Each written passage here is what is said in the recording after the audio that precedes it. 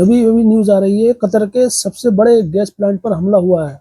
विदेश मंत्रालय बोला है ईरान ने हद पार कर दी। ईरान की धमकी, लारीजानी की हत्या का बदला लेंगे। अमेरिका, इसराइल और ईरान जंग का आज 20वां दिन है। ईरान ने बुधवार रात को कतर के सबसे बड़े गैस प्लांट रायल लफान पर मिसाइल हमला किया। हमले के बाद ये वहां आग लग गई और काफी नुकसान हुआ, जिससे काबू करने के लिए तुरंत इमरजेंसी टीम भेजी गई। कतर ने इस हमले के लिए ईरान को जिम्मेदार ठहराया है।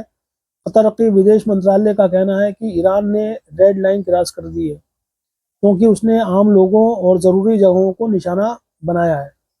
कतर ने कहा है कि हमले से पूरे इलाके के हालात बिगड़ सकते हैं, इसलिए सभी देशों को मिलकर तनाव कम करना चाहिए और शांति बनाए रखने की कोशिश करनी चाहिए।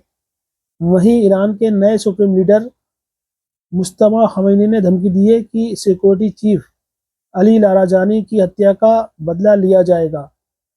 खमैनी ने चेतावनी दी कि हर खून की एक कीमत होती है। अली लाराजानी के अंतिम संस्कार में हजारों लोग शामिल हुए। ईरान ने दुनिया की सबसे बड़ी गैस फील्ड पर हमला किया है। अमेरिका, इसराइल ने बुधवार को दक्षिणी ईरान के साउथ गैस फील्ड और असाले शहर के तेल गैस सुविधाओं पर एयर स्ट्राइक की। उस साउथ पार्स दुनिया का सबसे बड़ी प्राकृतिक गैस फील्ड मानी जाती है, जो ईरान में है।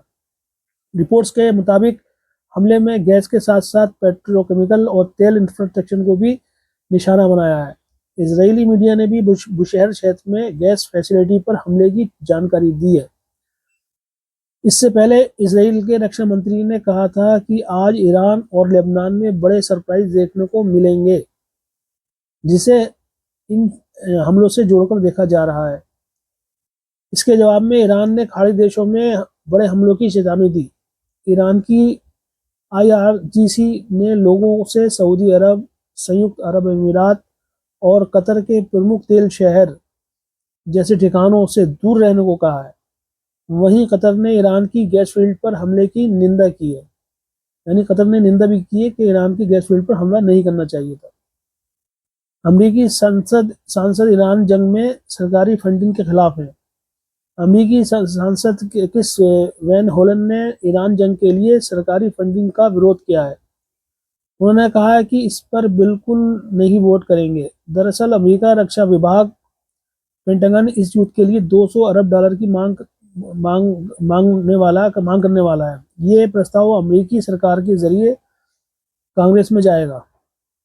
सीनेटर ने कहा कि लोग ये युद्ध नहीं चाहते और इससे देश सुरक्षित भी नहीं हो रहा, इसलिए इस पर पैसा खर्च नहीं होना चाहिए।